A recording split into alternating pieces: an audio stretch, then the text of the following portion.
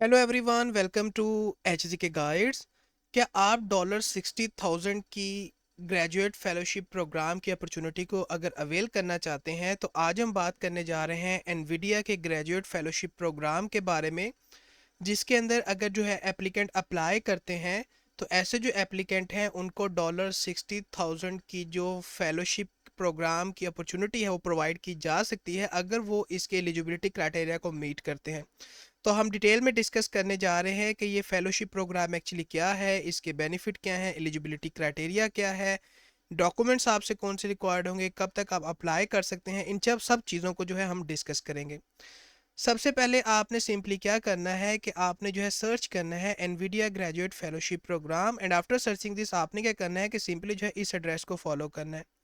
So this is the place कि जहाँ पर आपको इस फेलोशिप प्रोग्राम के बारे में जो है कंप्लीट इन्फॉर्मेशन मिल जाएगी।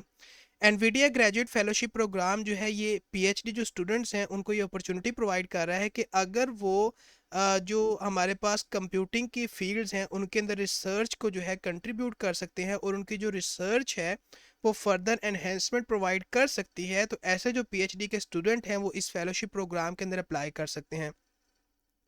इन स्टूडेंट्स को करना क्या होता है कि इन्होंने अपना जो रिसर्च प्रोजेक्ट्स होते हैं जिसके ऊपर वो रिसर्च करना चाहते हैं उनकी जो है सबमिशन करनी है इस फेलोशिप प्रोग्राम के लिए। तो अगर आपका रिसर्च प्रोजेक्ट अच्छा होगा और आप एलिजिबिलिटी क्राइटेरिया को मीट करते होंगे और आपकी जो रिसर्च है वो कंट्रीब्यूट कर पाएगी कंप्यूटिंग फील्ड के अंदर, तो देन आप इस फेलोशिप प्रोग्राम की अपॉर्चुनिटी को अवेल कर सकते हैं।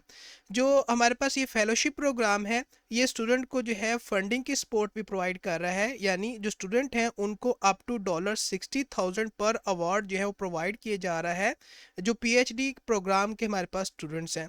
तो वो पीएचडी प्रोग्राम के स्टूडेंट्स जो कि अपना रिसर्च जो है प्रोजेक्ट करना चाहते हैं, अपनी रिसर्च को एक्सप्लोर करना चाहते हैं ताकि वो कंप्यूटिंग और उसकी जो एप्लीकेशंस हैं उसको फर्दर जो है एनहेंस कर सके, तो ऐसे जो एप्लीकेंट हैं अगर वो एलिजिबल हैं तो वो इस फेलोशिप प्रोग्राम के लिए अप्लाई कर सकते हैं। तो मेनली जो हमारे पास यहाँ पर रिसर्च प्रोजेक्ट की सबमिशन है वो आर्टिफिशियल इंटेलिजेंस में है, रोबोटिक्स में है, ऑटोनोमस व्हीकल्स में है और इस तरह के जो रिलेटेड फील्ड्स हैं इनके अंदर आप अपने जो रिसर्च प्रोजेक्ट है उनकी सबमिशन कर सकते हैं जिनके ऊपर आप रिसर्च करना चाहते हैं और जो फर्दर जो है कंट्रीब्यूट कर पाएगी रिसर्च एरिया के अंदर। और जो हमारे पास स्टूडेंट जिनको सिलेक्ट किया जाता है तो ये डिपेंड करता है कि वो जो स्टूडेंट हैं वो कितने जो है टैलेंटेड हैं और कितनी अच्छी जो है रिसर्च की कैपेबिलिटीज़ को होल्ड करते हैं, उनका रिसर्च प्रोजेक्ट कितना अच्छा है। तो डिफरेंट फैक्टर जो है सिलेक्शन प्रोसेस के अंदर कंसीडर किए जाते हैं। जो एप्लीकेंट हैं उनको ना सिर्फ जो है फंडिंग की अपॉर्चुनिटी प्रोवाइड की जाती है बल्कि उनको जो है ये चांस मिलता है कि वो एनवीडिया के जो प्रोडक्ट्स हैं उनकी जो टेक्नोलॉजी है उसके साथ जो है वर्क कर सकते हैं। और यहाँ पर एक इंपॉर्टेंट चीज़ कि अगर आप इस फेलोशिप प्रोग्राम के लिए अप्लाई करना चाहते हैं और अगर आप इसमें सेलेक्ट हो जाएंगे तो इस फेलोशिप प्रोग्राम के अंदर जो है एक mandatory in person summer internship भी है इस फेलोशिप प्रोग्राम के स्टार्ट होने से पहले, जिसके अंदर आपको पार्टिसिपेट करना पड़ेगा। तो ये चीज़ भी आपके माइंड में होनी चाहिए अगर आप इस फेलोशिप प्रोग्राम के लिए अप्लाई करने जा रहे हैं। तो अब बात कर लेते हैं कि क्या इस फेलोशिप प्रोग्राम के एप्लीकेशंस अवेलेबल हैं। तो यस, इस फेलोशिप प्रोग्राम के एप्लीकेशंस अवेलेबल हैं और जो एप्लीकेंट अप्लाई करना चाहते हैं वो अपनी एप्लीकेशन की सबमिशन कर सकते हैं। अब बात करते हैं कि एलिजिबिलिटी क्राइटेरिया क्या है, यानी वो एप्लीकेंट जो अप्लाई करना चाहते हैं और अपनी एप्लीकेशन की सबमिशन करना चाहते हैं तो किन रिक्वायरमेंट्स को उन्हें मीट करना पड़ेगा ताकि वो इस फेलोशिप प्रोग्राम के अंदर जो है अप्लाई करें और एलिजिबल हो सके। तो जो सबसे पहली चीज़ है वो ये कि ऐसे स्टूडेंट जिन्होंने कंप्लीट किया है अपना first year of PhD level study को, ऐसे जो स्टूडेंट हैं वो अप्लाई कर सकते हैं। यानी at the time of application आपका जो फर्स्ट ईयर है पीएचडी लेवल का वो कंप्लीट होना चाहिए। वो स्टूडेंट जो कि मेजर को स्टडी कर रहे हैं इन computer science, computer engineering, system architecture, electrical engineering या इस तरह के जो रिलेटेड एरियाज हैं उनके अंदर अगर आप जो है स्टडी कर रहे हैं, आपका मेजर है तो आप एलिजिबल हैं, अप्लाई कर सकते हैं। स्टूडेंट जो है वो एंगेज होने चाहिए किसी एक्टिव रिसर्च के अंदर as part of their PhD thesis in order to meet the eligibility criteria. और जो एप्लीकेंट है वो एनरोल होने चाहिए as a full time active PhD student during the 2025-2026 academic year. इसका मतलब ये है कि आप जो हैं मई और जून 2026 से सूनर जो है आप ग्रेजुएट नहीं हो सकते, यानी आप एक्सपेक्टेड टू ग्रेजुएट ना हो सूनर देन मई और जून 2026 इन ऑर्डर कि आप जो है एलिजिबल हो सकें इस फेलोशिप प्रोग्राम के लिए। और जैसा कि हमने अभी भी बात की कि जो स्टूडेंट हैं उनको जो है इन पर्सन जो समर इंटर्नशिप है उसके अंदर ही पार्टिसिपेट करना होता है। इस फेलोशिप प्रोग्राम प्रोग्राम के स्टार्ट होने से पहले। तो यहाँ पर डिफरेंट हमारे पास जो है क्राइटेरियाज मेंशन किए गए हैं। तो इन क्राइटेरियाज को आपने जो है चेकआउट करना है। अगर आप इन क्राइटेरिया को मीट करते हैं तो आप एलिजिबल हैं इस फेलोशिप प्रोग्राम के अंदर अप्लाई करने के लिए। और डिफरेंट हमारे पास जो है एनवीडिया के रिसर्च ऑफिस हैं जहाँ पर जो इन पर्सन समर इंटर्नशिप है उसको हेल्ड किया जाएगा। अब बात करते हैं कि किस हमारे पास क्राइटेरिया है उसकी बेसिस पे जो स्टूडेंट हैं उनको इवेल्युएट किया जाता है इस फेलोशिप प्रोग्राम के लिए। तो जो आप प्रपोजल सबमिट करेंगे उसको इवेल्युएट किया जाता है सबसे पहले कि आपकी जो है लेटर ऑफ रिकमेंडेशन कितना अच्छा है, आपकी एकेडमिक परफॉर्मेंस कितनी अच्छी है, आपकी एकेडमिक परफॉर्मेंस के अंदर अचीवमेंट्स कितनी अच्छी हैं, इन चीज़ों को देखा जाता है। देन जो सबसे इंपॉर्टेंट चीज़ है हमारे पास वो है आपकी रिसर्च क्वालिटी, कि जो रिसर्च आप करने जा रहे हैं वो कितनी अच्छी रिसर्च है, किस तरह से वो कंट्रीब्यूट कर पाएगी, किस तरह से वो फर्दर कंप्यूटिंग की फील्ड के अंदर या जो रिसर्च एरियाज है जिनके अंदर रिसर्च की जाएगी उनके अंदर फर्दर कंट्रीब्यूट कर पाएगी, एनहेंसमेंट प्रोवाइड कर पाएगी। ये चीज़ बहुत इंपॉर्टेंट फैक्टर प्ले करती है।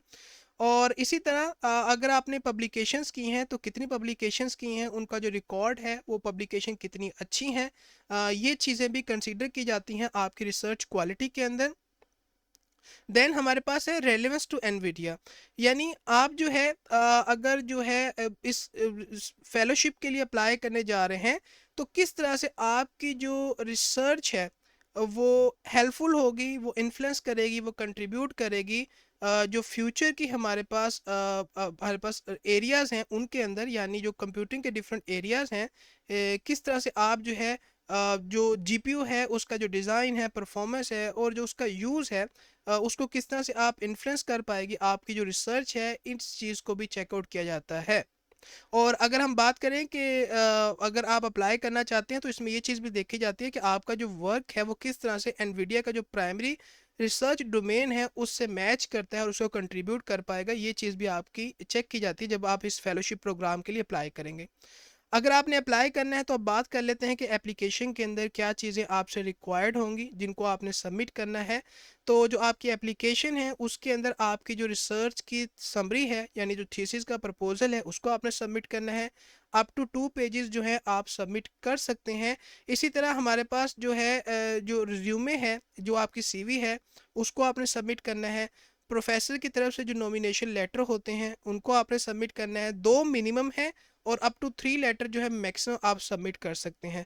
अगर बात की जाए कि आपने सबमिशन किस तरह से करनी है तो जो हमारे पास एनवीडिया का ग्रेजुएट फेलोशिप प्रोग्राम का एप्लीकेशन पोर्टल है वहाँ पर आप अपनी एप्लीकेशन की सबमिशन करेंगे। तो आप सबमिट किस तरह से करना है, सबसे पहले आप अपनी जो प्रोफाइल है उसे क्रिएट करेंगे ताकि आप अपनी एप्लीकेशन की सबमिशन कर सकें। देन आपने अपनी एप्लीकेशन को कंप्लीट करना है, उसके अंदर जो भी डॉक्यूमेंट्स आपसे रिक्वायर्ड है उनको आप इंक्लूड करेंगे। जो लेटर ऑफ रिकमेंडेशन है उनसे रिलेटेड जो कॉन्टैक्ट इन्फॉर्मेशन है आप उसको प्रोवाइड करेंगे। और देन आप जो है अगर अप्लाई करना चाहते हैं फेलोशिप प्रोग्राम के अंदर तो आपको जो है मेक श्योर करना होगा कि आपकी जो लेटर ऑफ रिकमेंडेशन है वो ऑन टाइम जो है उनकी सबमिशन हो।